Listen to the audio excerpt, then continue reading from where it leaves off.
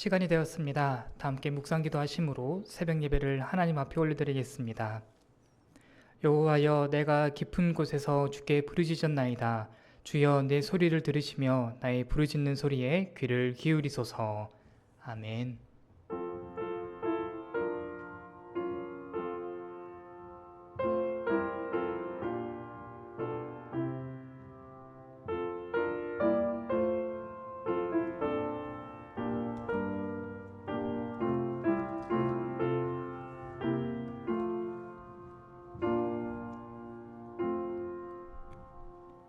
다 함께 사도신경으로 신앙 고백하겠습니다. 전능하사 천지를 만드신 하나님 아버지를 내가 믿사오며 그 외아들 우리 주 예수 그리스도를 믿사오니 이는 성령으로 잉태하사 동정녀 마리아에게 나시고 본디오 빌라도에게 고난을 받으사 십자가에 못 박혀 죽으시고 장사한 지 사흘 만에 죽은 자 가운데서 다시 살아나시며 하늘에 오르사 전능하신 하나님 우편에 앉아 계시다가 저리로서 산자와 죽은 자를 심판하러 오시리라. 성령을 믿사오며 거룩한 공예와 성도가 서로 교통하는 것과 죄를 사하여 주시는 것과 몸이 다시 사는 것과 영원히 사는 것을 믿사옵나이다. 아멘. 다 함께 찬송가 559장 찬양하시겠습니다.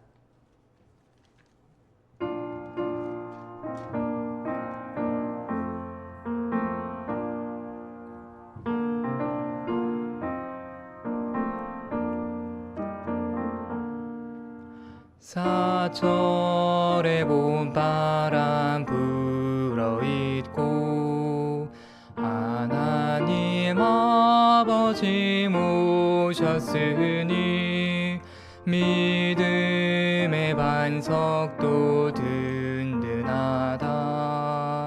우리 집 즐거운 동산이라. 고마워라 임마누엘, 예수만 섬기는 우리 집. 고마워라 임마누엘, 복되고 즐거운 하루하루. 어버이 우리를 고이시고 동기들 사랑에 뭉쳐있고 기쁨과 설움도 같이하니 한간의 조가도 전국이라. 고마워라 임마누엘, 예수만 섬기는 우리 집. 고마워라 임마누엘, 복되고 즐거운 하루하루. 아침과 저녁에 수고하여 다같이 일하는 온 식구가 한 상에 둘러서 먹고 마셔. 여기가 우리의 낙원이라. 고마워라 임마누엘, 예수만 섬기는 우리 집. 고마워라 임마누엘, 복되고 즐거운 하루하루. 아멘. 함께 찾으실 말씀은 창세기 25장 1절부터 11절까지 말씀입니다. 창세기 25장 1절부터 11절까지 말씀을 제가 봉독하겠습니다. 아브라함이 후처를 맞이하였으니 그의 이름은 구두라라. 그가 시므란과 욕산과 무단과 미디안과 이스박과 수아를 낳고 욕산은 스바와 드단을 낳았으며 드단의 자손은 아수르 족속과 르두시 족속과 루음미 족속이며 미디안의 아들은 에바와 에벨과 하녹과 아비다와 엘다아인이 다 그두라의 자손이었더라. 아브라함이 이삭에게 자기의 모든 소유를 주었고 자기 서자들에게도 재산을 주어 자기 생전에 그들로 하여금 자기 아들 이삭을 떠나 동방 곧 동쪽 땅으로 가게 하였더라. 아브라함의 향년이 175세다. 그의 나이가 높고 늙어서 기운이 다하여 죽어 자기 열조에게로 돌아가매 그의 아들들인 이삭과 이스마엘이 그를 마므레 앞 헷 족속 소알의 아들 에브론의 밭에 있는 막벨라 굴에 장사하였으니 이것은 아브라함이 헷 족속에게서 산 밭이라. 아브라함과 그의 아내 사라가 거기 장사되니라. 아브라함이 죽은 후에 하나님이 그의 아들 이삭에게 복을 주셨고 이스라엘은 부엘라 헤로이 근처에 거주하였더라. 아멘. 잠시 기도하겠습니다. 하나님 아버지 감사합니다. 추수의 기쁨, 가족의 하나됨이 있는 이 기쁜 추석의 명절을 우리가 지나가게 하시니 감사합니다. 주님, 우리의 가정의 모임이 하나님이라는 그리고 말씀이라는 기준 앞에 올바르게 서 있는지 점검하는 이 시간 되기를 원합니다. 주님, 방금 읽은 창세기 25장의 말씀을 통하여서 우리의 가정을 향한 하나님의 뜻을 발견하고 그 안에서 바로 세워지는 우리의 가정 될 수 있도록 주님 은혜 내려 주시옵소서. 이 모든 말씀 예수님 이름으로 기도합니다. 아멘. 방금 읽은 창세기 25장의 말씀을 가지고 누가 언약을 이어가는가 라는 제목으로 함께 말씀 살펴보고자 합니다. 방금 읽은 말씀은 굉장히 많은 사람의 이름이 등장했습니다. 오늘의 설교 제목과 연관 지을 수 있는 대목입니다. 아브라함이 후처를 맞이하였습니다. 사라가 죽은 이후에 후처, 이방 여인을 후처로 맞이하게 됐는데 그두라라 라고 이름이 밝혀지고 있습니다. 그 여인을 통해서 6명의 아들들이 나왔고 그 6명의 아들들이 이렇게 많은 자손을 또 낳게 되었다라는 내용에서부터 창세기 25장의 말씀이 시작되고 있습니다. 이것이 언약을 이어간다라는 측면에서 의미가 있습니다. 왜냐하면 우리는 아브라함 그리고 바로 그 다음 이삭을 너무나도 쉽게 연결짓지만 실제 아브라함에게서부터 이삭이 그 연결고리가 언약이라는 연결고리가 이어지는 것이 굉장히 어려운 일이었다라는 설명이 오늘의 말씀을 통해 등장하고 있기 때문입니다. 이삭의 라이벌들이 참 많았던 것이죠. 그 전에는 이스마엘도 라이벌이 될 수 있었고 오늘의 말씀에 따르면은 그드라라는 후처를 통하여 낳게 된 이 많은 후손들의 이름이 언급되면서 본문은 긴장을 형성하고 있습니다. 이삭이 아브라함의 뒤를 이어 언약을 이어나갈 수 있는가? 쉽지 않아 보이는데 이렇게 많은 라이벌들이 있는데 어떻게 이삭이 그 언약을 이어나가게 됐는가라는 분위기를 오늘의 말씀에 담겨져 있는 족보가 우리를 그렇게 인도하고 있습니다. 그때 바로 그 지점에서 아브라함이 지혜로운 선택을 합니다. 오늘 우리가 읽은 말씀 가운데 5절과 6절의 말씀이 거기에 해당합니다. 아브라함이 이삭을 선택했습니다. 아브라함이 이삭에게 자기의 모든 소유를 주었다. 라고 이 오늘 읽은 말씀 가운데 5절의 말씀이 그렇게 기록되어 있습니다. 아버지의 선택인 것이죠. 마치 다윗이 아도니아라는 장자를 선택하지 않고 솔로몬이라는 그 아들 중에 하나를 선택함으로 인해서 자기의 왕권이 이어지게 하였는데 그 성경적인 모습이 오늘 창세기 25장에서 다시 한번 등장하는 거죠. 이삭의 라이벌들이 많이 있었지만 아브라함의 모든 소유, 특별히 아브라함에게 있어서 소유 중에 소유가 무엇이겠습니까? 그가 가진 기업 중에 기업이 무엇이겠습니까? 하나님과의 언약 아니겠습니까? 창세기 25장은 아브라함이 이삭에게 자기의 모든 소유, 하나님과 맺은 그 언약 관계를 다 이삭에게 넘겨주었다라고 보여주고 있습니다.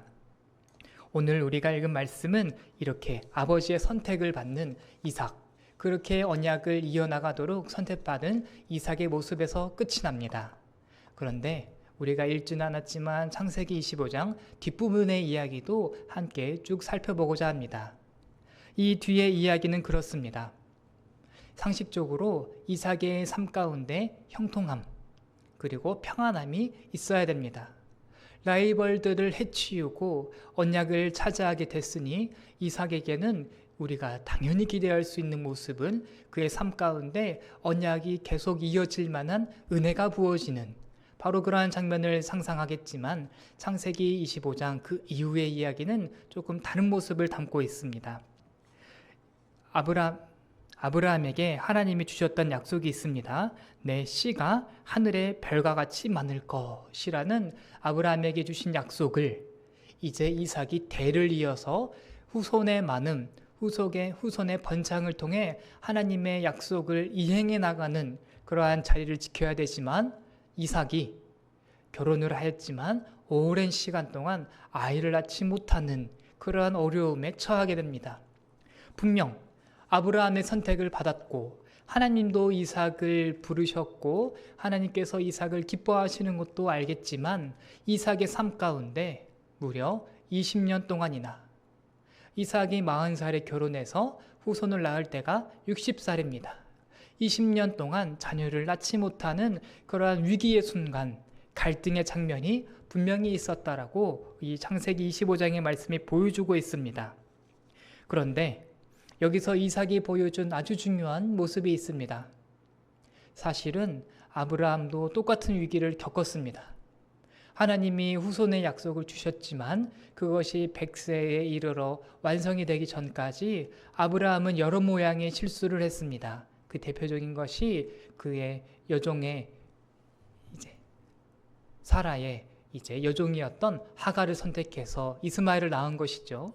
인간적인 술수를 아브라함은 의지했습니다. 그런데 창세기 25장에서 이삭은 다릅니다. 20년 동안이나 결혼하고 나서 아이가 없어 하나님의 약속이 내 안에서 유효한가라는 의심이 있었지만 이삭은 전혀 다른 반응을 보여줍니다. 창세기 25장 21절 말씀 제가 읽어드리겠습니다. 이삭이 그의 아내가 임신하지 못하므로 그를 위하여 여호와께 간구하매 여호와께서 그의 간구를 받으셨으므로 그의 아내 리브가가 임신하였더라. 아멘. 이삭은 언약의 단절이라는 위기의 순간 앞에 믿음을 잃지 않았습니다. 상황과 현실, 위기와 갈등, 그의 삶을 둘러싼 장애물들에 굴복하지 않고 믿음으로써 자기의 마음을 지키며 20년이나 지난 그 시점에서도 하나님에 대한 신뢰를 거두지 않고 기도하고 있던 이삭의 모습을 오늘의 창세기 25장의 말씀이 우리에게 보여주고 있습니다. 이것이 오늘의 말씀을 통해 함께 나누고 싶은 언약을 이어나가는 사람의 모습입니다. 하나님의 선택, 하나님의 부르심이 하나님 쪽에서 언약을 이어나가는 열심이라면 그 반대쪽에는 이삭과 같이 믿음을 잃지 않고 하나님 앞에 나아가 간구하며 그 언약의 쳇바퀴를 돌려나가기로 믿음과 기도로 반응하는 사람의 모습, 그것이 바로 언약을 이어나가는 성경의 원리입니다. 여기서 또다시 갈등이 이어집니다. 기도했고 20년 동안 버텼고 드디어 후손을 낳는 그 지점에 이르렀지만 이삭의 삶에는 또다시 위기와 갈등이 찾아옵니다. 너무나도 잘 알고 있다시피 리브가의 태중에서부터 형제가 싸우는 것이죠. 창세기 25장 23절 말씀에서 하나님이 다시 한번 그의 삶에 간섭하셔서 자신의 뜻을 알려주십니다. 이삭아, 너를 통하여서 두 국민이 나올 것이다. 에서와 야곱을 말하시는 것이죠. 두 국민이 나올 것이다. 그러나 큰 자가 작은 자를 섬기게 되리라. 동생으로 태어난 자가 오히려 큰 자가 되어 장자가 되어 큰 자, 먼저 태어난 형을 다스리게 될 것이다 라는 말을 하나님이 이제 이삭과 리브가에게 주셨습니다. 이것은 굉장히 그 당시 문화와 이제 배경을 고려할 때 큰 충격이 아닐 수가 없는 대목입니다. 오늘날에도 회사가 이 대를 이어서 연결이 될 때 또한 여러 가지 기업과 사회의 조직들이 대를 이어서 넘어갈 때 장자를 건너뛰는 일은 쉽게 생각해 보기가 어렵습니다. 21세기 대한민국이라는 이 체제 안에서도 이 장자의 위치가 참으로 절대적인 건데, 이 당시에 성경이 쓰여졌을 당시에 아브라함과 이삭과 에서와 야곱 사이에서 장자를 건너뛰었다라는 하나님의 선택은 그 이야기를 들은 모든 사람들에게 큰 충격으로 와닿았을 것입니다. 이들은 하나님이 그들을 무조건적으로 작정하시고 예정하시고 선택하신 그 결과가 무엇인지를 보여주는 성경의 표본이 되어버렸습니다. 이삭과 이제 리브가의 그 오랜 소원이 드디어 이제 완성이 되는 순간입니다. 출산의 장면입니다. 에서가 먼저 태어나서 태생적으로는 장자권을 가지고 태어났지만 야곱은 형의 발꿈치를 잡으며 형 위에 서려는 하나님의 말씀처럼 큰 자보다 작은 자가 더 위에 서려는 모습을 그의 형의 발꿈치를 잡고 태어나면서 이제 우리 성경의 모습이 하나님의 말씀대로 점점 이루어져 가는 것을 보여주고 있습니다. 결국 절정은 팥죽 사건입니다.